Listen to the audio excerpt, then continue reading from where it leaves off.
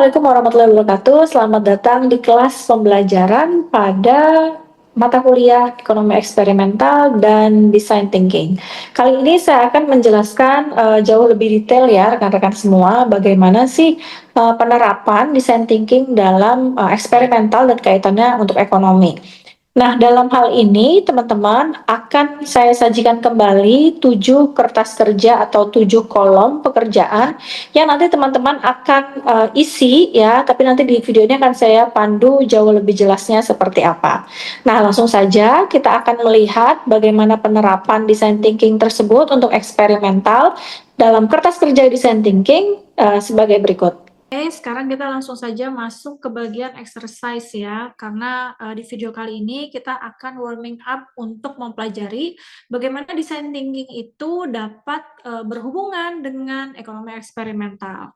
Kali ini kita akan bereksperimen, jadi bayangkan akan ada seorang pedagang kaki lima. Di sini saya ilustrasikan di part yang pertama, start your journey.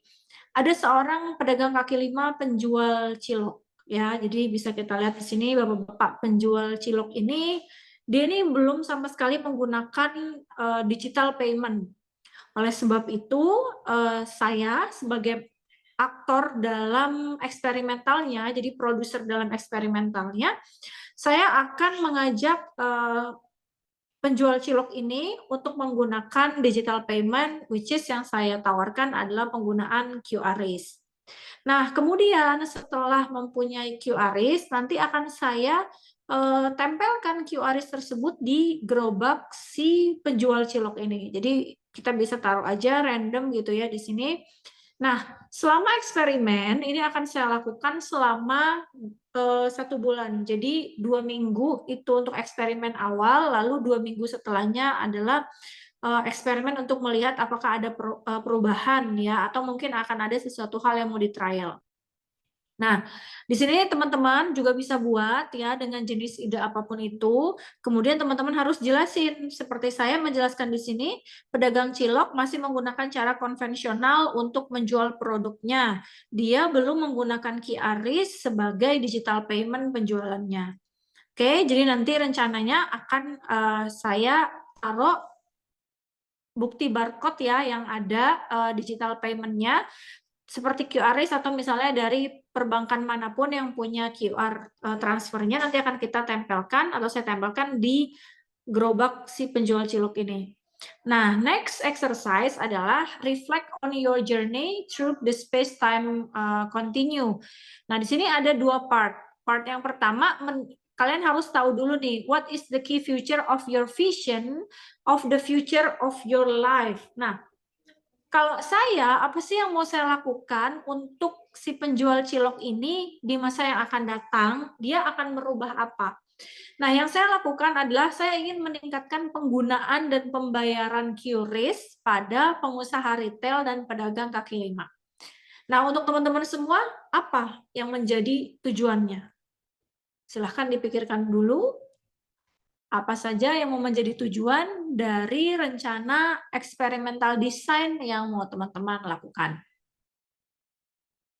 Jika sudah, maka sekarang kita lanjut ke exercise yang ke-2B, yaitu tentang who were the people in your environment, and then were the similar to people today or different. Nah, pertanyaannya ini dia nanya nih ya, siapa sih orang-orang di lingkungan sekitar kamu yang masih melakukan hal yang seperti itu? Terus kira-kira ini orang-orangnya orang yang sama apa orang-orang yang berbeda? Kalau saya menganggap bahwa masih banyak pedagang kaki lima, nggak cuma seorang pedagang cilok ini saja yang belum mengenal yang namanya QRIS or digital payment dalam bentuk apapun. Nah, kalau di sini penjual kaki limanya yang saya ambil adalah yaitu penjual es cincau. Nah, penjual es cincau di sini dia juga nggak punya QRIS. Jadi, were the similar to people today or different? I think it's still similar person.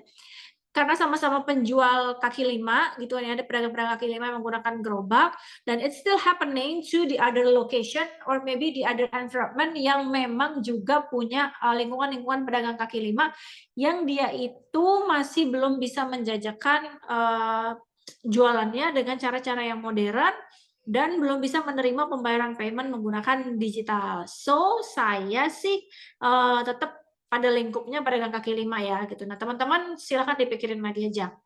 Kira-kira orang-orang yang di lingkungan kalian selain dari objek itu orang ya, selain dari orang yang akan Anda lakukan eksperimen, itu siapa yang memiliki perilaku yang sama? Siapa yang masih punya sifat-sifat yang sama seperti itu? Apakah similar job? Kayak saya tadi kan similar job ya sama pedagang kaki lima. Kalau kalian similar job or different gitu. Nanti bisa aja dijelasin ya. Kalau di sini makanya saya bilang masih banyak pedagang kaki lima lainnya yang tidak bisa ya, atau misalnya penjual retail yang belum menggunakan digital payment berupa QRIS. Oke, next selanjutnya adalah part yang ketiga. Part yang ketiga ini berarti write a headline in newspaper of the future. Nah, ini yang bagian boom out-nya. Coba teman-teman pikirin sekarang kalimat-kalimat apa yang bisa jadi pemantik kayak headline news berita. Kayak orang-orang mau bikin gosip gitu. Kayak orang-orang pengen bikin satu yang menggelegar. Apa nih kira-kira? Silahkan dipikirkan terlebih dahulu. Kalau udah dipikirkan, silahkan Anda tulis. Kalau saya di sini menulisnya adalah ekonomi sulit maju, pedagang kaki lima minim literasi digital payment. Which is ini nggak boleh sampai 10 atau lebih dari 10 kali ya. Ini 1, 2, 3, 4, 5, 6, 7, 8, 9, 10 ya. Jadi sebisa mungkin yang namanya headline, yang namanya title atau judul itu cukup 10 kata. Jadi silakan teman-teman hitung 10 kata apa yang bakal jadi booming out, yang bakal jadi buat berita kalian itu geger. Difikirkan dulu ya. Oke, setelah teman-teman dapat, kita baru akan next ke kertas kerja yang berikutnya. Oke, sudah dapat tadi ya, kira-kira apa nih yang bakal jadi berita ya, yang bakal ngebikin orang-orang itu jadi pengen baca gitu ya tulisan kalian. Nah, si berita itu langsung aja di-upload di sosial media. Which is yang paling mudah adalah Instagram. Kamu bisa uploadnya di feed, jangan di Instastory ya. Soalnya kalau di Instastory itu kan bisa ngilang. Bisa aja di Instastory, but you still cover in IG feed or IG Reels. Nah, kamu tinggal bikin deh gitu. Saya rasa ada banyak kayak aplikasi kayak CapCut atau edit-edit video, edit foto lainnya yang keren-keren ya. Terus nanti kalian tinggal, kalau kayak saya tadi itu tinggal bikin aja foto pedagang kaki lima, nggak bisa pakai QRIS dengan headline yang tadi. Indonesia sulit maju gitu. Pedagang kaki lima minim literasi tentang digital payment. Nah, terus udah kita buat untuk rancangan upload di IG feed atau di IG Reels-nya. Kalau udah tinggal di blush, kita tunggu mungkin 1-2 harian. Orang-orang berapa banyak yang lihat, orang-orang berapa banyak yang notice, orang-orang berapa banyak yang komen, semuanya teman-teman taruh di sini ya. Jadi bisa sebagai bukti dari accurate out, bukti bahwa memang udah melakukan ya pemberitaan dari rencana eksperimen Anda. Tapi perlu diingat bahwa dilarang memiliki hubungan antara orang yang akan menjadi objek ya, objek penelitian eksperimental Anda dengan orang yang melakukan eksperimennya. Kayak saya nggak boleh mengintervensi si pedagang kaki lima. Jadi si pedagang kaki lima setelah saya kasih QRIS selama 2 minggu akan saya pantau apa aja kegiatannya, dan kegiatannya itu dalam artian apakah orang-orang banyak yang mau membayar menggunakan digital payment. gitu. Kita pantau ya, dalam artian bagus kalau bisa setiap hari, tapi kalau nggak bisa ya udah seminggu 3 kali aja kita pantau. Dalam hari pemantauan pertama ada berapa banyak orang yang pakai QRIS, hari pemantauan kedua, hari pemantauan ketiga, berarti kan kalau 2 minggu sampai 6 kali ya, kalau seminggunya dia 3 kali. Jadi sampai 6 kali pemantauan setelah dilihat 2 minggu awal ternyata orang-orang yang pakai QRIS tuh cuma sedikit ya gitu.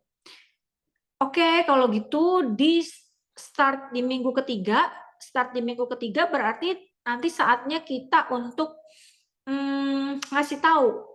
Ya, berarti kan percobaan yang ke 7 sampai dengan 12 ya. Percobaan ke-7 dan ke-12 udah mulai ngasih tahu ke orang-orang, kita ngedampingin si penjualnya atau kita bisa titip pesan sama penjualnya untuk bilang, Mas, kalau nanti ada yang beli, tolong tawarin, bayarnya pakai QRIS ya, gitu.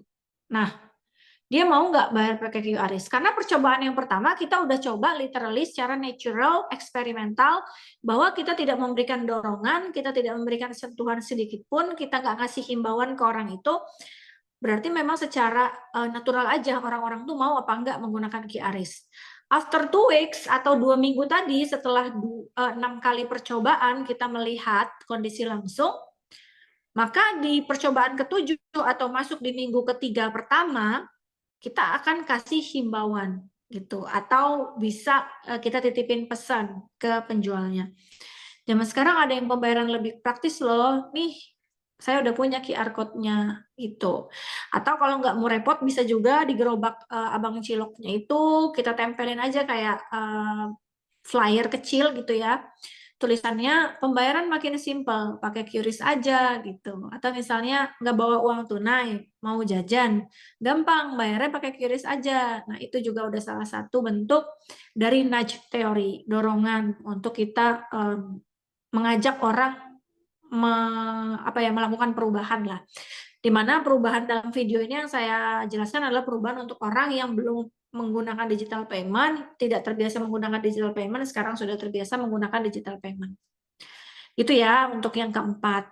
Nah, lanjut untuk yang kelima, create a timeline. So kita semua start from now. Now ini adalah bulan Mei, karena saya membuat video ini di bulan Mei 2025 ya. Oke, startnya memperkenalkan QRIS di sini sekitaran 2 minggu ya, semuanya kita buat. Kita buat di sini 2 minggu untuk melakukan pengenalan QRIS.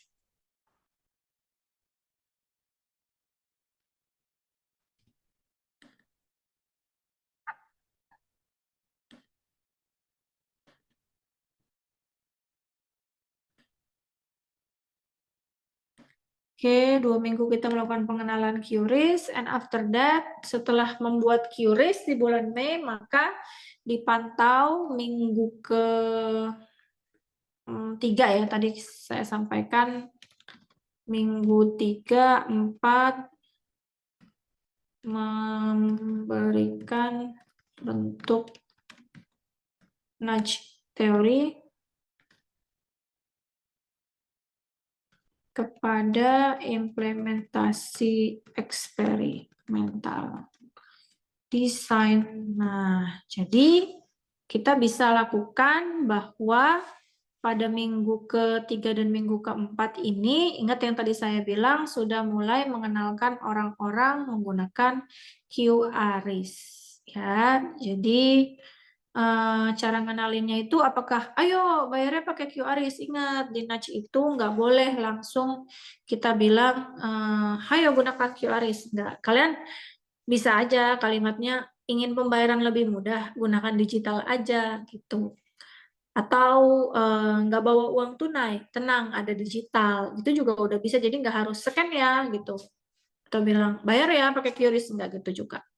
And then after that, in Juni, kita survei pedagang untuk pembelian yang membayar pakai QRIS. Ini tinggal kita buatkan laporan ya. Di Juni itu kita sudah dari survei pedagang udah selesai.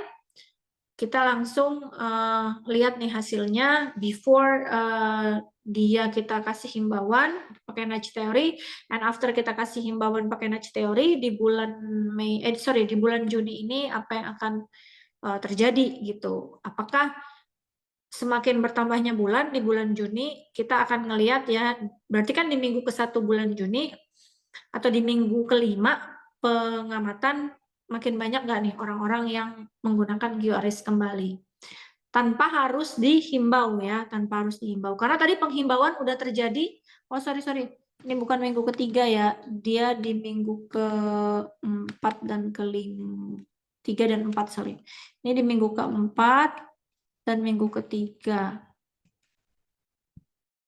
minggu 3, 4. Nah, jadi ini Mei 2 minggu atau minggu 1, minggu 2. Bisa kita buat untuk pengenalan awal minggu ke-1 dan 2. Kalau ini Kalau ini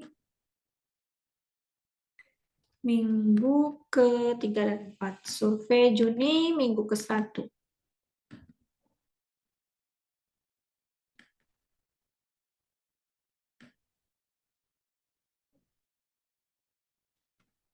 Jadi di Juni minggu ke-1 ya kita akan lihat tanpa adanya dorongan lagi dari kita karena kita sudah mengencourage-nya di minggu ke-3 dan 4. Jadi di minggu ke-1 Juni kita langsung survei tanpa harus di-encourage lagi atau diberitahukan himbauan apakah akan ada orang yang tetap menggunakan digital payment. Kemudian langsung kita masuk ke kertas kerja yang nomor 6, di mana yang nomor 6 ini adalah think of 3 condition that need to change so what you could tackle the first stage. Yang pertama, apa sih yang mau kamu lakukan ya, 3 kondisi yang pengen kamu ubah dari keadaan yang kamu eksperimentalkan. Kalau saya pengennya pedagang tuh lebih paham literasi digital dan diukur dengan pertanyaan yang lisan di akhir ya. Kayak tahu nggak QRIS itu apa, manfaat QRIS itu apa gitu, atau digital payment bentuknya apa aja selain QRIS, itu bisa nanti pertanyaan-pertanyaan seperti itu. Yang kedua, konsumen yang paham literasi pembayaran digital diukur oleh pertanyaan lisan. Nah, ingat, pertanyaan-pertanyaan ini kapan dilakukannya? Di minggu ke-1 Juni.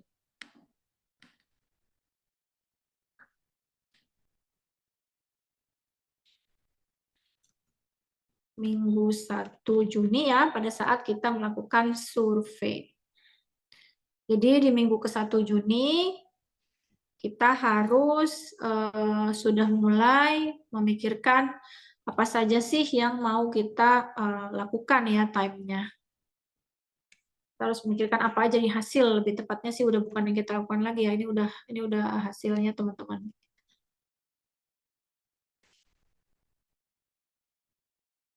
Oke, terus pedagang bisa mengecek pembayaran digital real. Kalian nanti akan mengajarkan kepada pedagang bagaimana cara-cara untuk mengecek hasilnya. Gitu. Nah, tapi tergantung teman-teman nanti kan apa yang mau dicapai ya, 3 kondisi itu harus di cross check ya di akhir. Tapi kalau untuk eksperimennya belum dulu.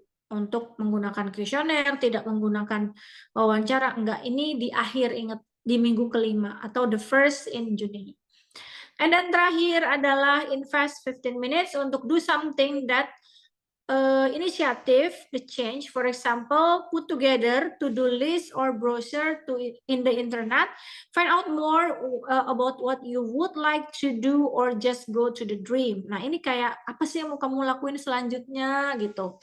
Ya nggak apa-apa sih, cuman angan-angan aja nggak apa-apa. Ini nggak harus direalisasiin, tapi setidak-tidaknya ini tuh hal yang bisa di make it real gitu, yang jadi impian dreamnya. Kalau saya sih dreamnya berhubungan dengan QRIS antara pedagang ini, saya pengen bisa kasih otomatis kembalian ke pelanggan jika lebih bayar. Jadi yang pengen saya buat gitu suatu saat, ini kan cuma angan-angan ya, saya pengen banget suatu saat kalau orang bayar pakai QRIS tapi ternyata salah nominal, karena sering banget kita itu ngebayar sesuatu tuh kelebihan nominal, misalnya kayak harusnya bayarnya 20.000 tapi kepencetnya 200.000, terus atau mungkin malah kurang bayar, yang harusnya 200.000 malah kepencetnya cuma 20.000. Maka saya pengen banget suatu saat perbankan atau Bank Indonesia bisa menciptakan, suatu aplikasi kalau dia nggak sesuai nih dengan nominal yang, terjadi pengeluaran, terus masuk pembayaran, akan ada notifikasi Anda kurang bayar gitu dan nanti akan ada alarmnya juga supaya ngasih tahu bahwa orang itu lebih bayar atau kurang bayar. Gitu ya teman-teman untuk video pembelajaran kali ini dan ini adalah exercise-nya. Semoga bisa jauh lebih mudah teman-teman mengerti tentang praktek, eksperimen, dan design thinking. Baik, sekian dulu untuk video pembelajaran kali ini. Tadi sudah teman-teman saksikan 7 kertas kerja, penjelasannya satu persatu. Udah sangat jelas saya sampaikan ya. Semoga bisa mudah untuk dimengerti dan teman-teman bisa langsung latihan exercise menentukan apa itu eksperimental yang akan teman-teman sampaikan atau teman-teman ingin capai untuk membuat eksperimental yang berhubungan dengan design thinking. Terima kasih telah menyaksikan video pembelajaran. Saya tutup. Wassalamualaikum warahmatullahi wabarakatuh. Jangan lupa like, comment, and subscribe. Bye-bye.